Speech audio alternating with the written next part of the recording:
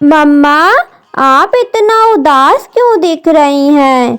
क्या हो गया मम्मा? मुझे बताओ। कुछ नहीं मेरी लाडो, बस थोड़ा खाने का प्रॉब्लम है। आज ही का खाना बस हमारे पास है, वही सोच रहे हैं कल हम लोग क्या खाएंगे। अच्छा लाडो, तू ये सब छोड़, ले एक फल बचा है, तू खा ले बेटा। मम्मा, आपको भी भूख लगी थी ना? आप भी आधा फल खा लो। नहीं मेरी लाडो, मुझे भूख नहीं लगी है, बेटा आप ही खा लो ये फल। ऐसे ही दोनों बैठकर बातें कर ही रही थी कि इतने में उनके घर का बेल बजता है। लाडो बाहर जाकर देखती है तो एक बुढ़िया पक्षी वहाँ पर बैठी है। बेटा, मुझे बहुत तेज भूख लगी है, आपके पास कुछ खाने को हो तो दे दो बेटा। लाडो उस पक्षी को घर के अंदर लेकर आ जाती है। मम्मा, इस आंटी को बहुत तेज भूख लगी है, आप वो फल आंटी को दे दीजिए। काकी, आप उस गट्ठर को नीचे रख दो और ये फल खा लो। फिर वो पक्षी गट्ठर को नीचे रख देती है और फल खाने लगती है। मम्मा मम्मा, देखो ये आंटी अपना गट्ठर यहीं भूल गई हैं। मैं देख कर आता हूँ, अभी वो ज़्यादा दूर नहीं गई होंगी। लाडो उस बूढ़ी पक्षी को ढूंढने लगती है। फिर उसे बूढ़ी चिड़िया दिख जाती है। आंटी जी, आप अपना गट्ठर हमारे घर पे भूल कर चली आई थी। बेटी लाडो, आप और आपकी माँ बहुत अच्छी हैं। एक काम करो, ये गट्ठर ले जाकर अपनी मम्मी को दे दो। आंटी जी, मेरी मम्मी बोल रही थी कि कोई भी सामान किसी से लेना नहीं चाहिए। लाडो बेटी, आप और आपकी मम्मा ने मुझे खाना खिलाया, आप इसे इनाम ही समझ के रख लो। मम्मा, ओ आंटी अपना गट्ठर मुझे दे दी और बोली ये अपनी मम्मी को ले जाकर दे दो। मम्मा देखो ना इसमें क्या है, आंटी क्या दी हैं।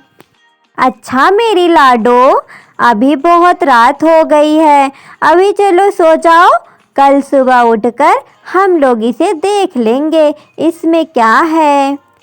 रात हो जाती है, लाडो और उसकी माँ दोनों सो जाती हैं। काफ़ी रात हो जाती है, लेकिन लाडो को नींद नहीं आती और वो सोचती है कि उस गट्ठर में है क्या।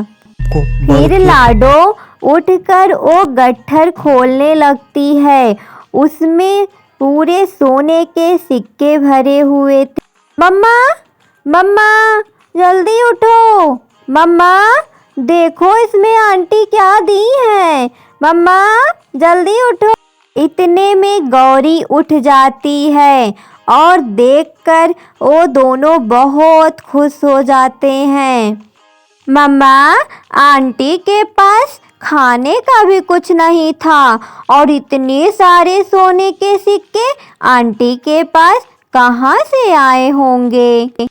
हाँ मेरी लाडो, हो सकता है ये भगवान का कोई इशारा रहा होगा, इसे हम आशीर्वाद समझकर रख लेते हैं।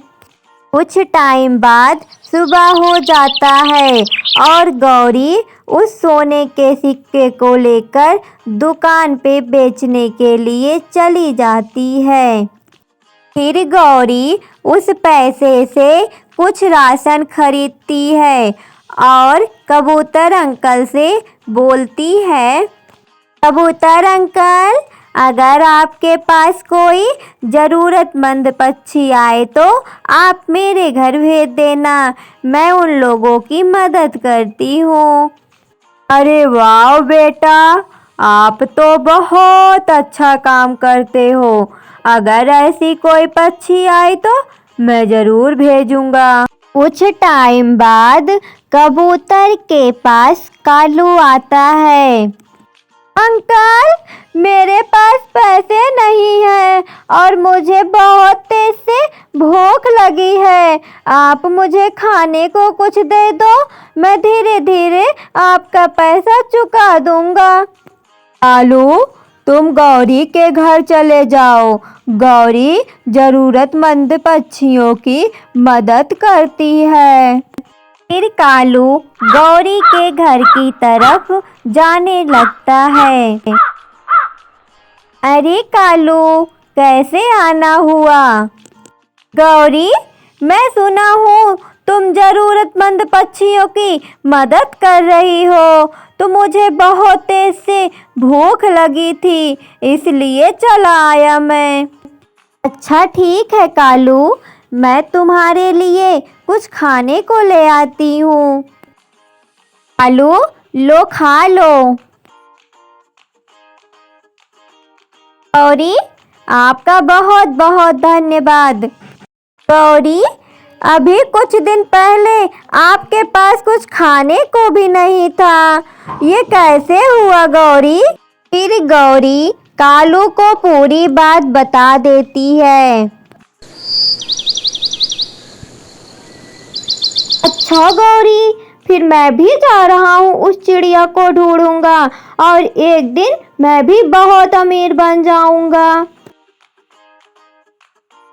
फिर कालू जंगल जंगल जाकर उस चिड़िया को ढूंढने लगता है। बहुत ढूंढने के बाद वो चिड़िया उसे दिख जाती है। काकी, आप गौरी को सोने के सिक्के दी है ना? आप मुझे भी दे दो वो सोने के सिक्के। अच्छा कालू, तुम्हें मेरा एक काम करना पड़ेगा। पहले तुम्हें इस एप्पल को कबूतर के पास पहुंचाना है। बस मेरा इस छोटा सा काम कर दो।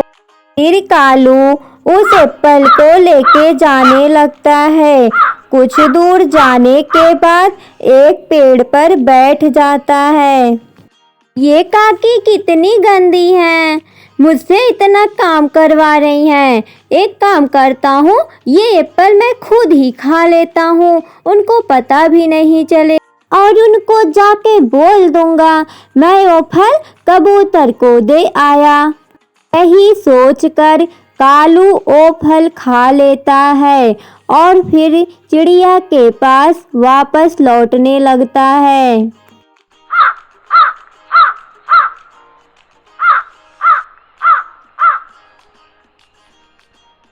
काकी, मैं वो फल कबूतर को दे आया, अब मुझे भी पोटली दे दो सोने के सिक्के वाली। हाँ कालू, क्यों नहीं दूंगी, तुम मेरा बहुत बड़ा काम किए हो। लो, ये पोटली तुम ले जाओ।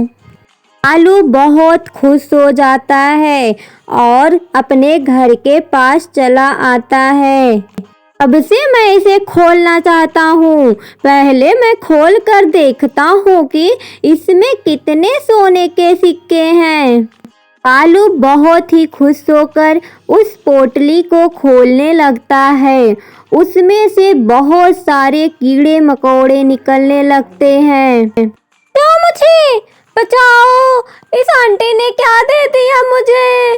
कालू को बहुत तेज गुस्सा आ जाता है और वो बोलता है, मैं जाता हूँ उस काकी के पास, उनकी इतनी हिम्मत, वो मेरे को कीड़े मकोड़े दे दी। फिर कालू उस पक्षी के पास चला जाता है। काकी, आपकी इतनी हिम्मत, आप मुझे कीड़े मकोड़े दे दी। मुझे कीड़े मकोड़े क्यों दिए आप? देखो कालू, यहाँ आकर चिल्लाओ मत। तुम एक झूठे पक्षी हो और चिड़िया एक सच्ची पक्षी है। झूठे लोग के साथ ऐसा ही होता है। मैं इसमें कुछ नहीं की हूँ। तुम वो फल कबूतर को नहीं दिए थे, तुम्हें उसी का फल मिला। अरे दोस्तों, इस कहानी से हमें यही शिक्षा मिलती है कि हमें कभी भी गलत काम नहीं करना चाहिए और झूठ भी नहीं बोलना चाहिए। अगर हमारी वीडियो पसंद आई हो तो हमारे चैनल को लाइक शेयर सब्सक्राइब करें प्लीज़।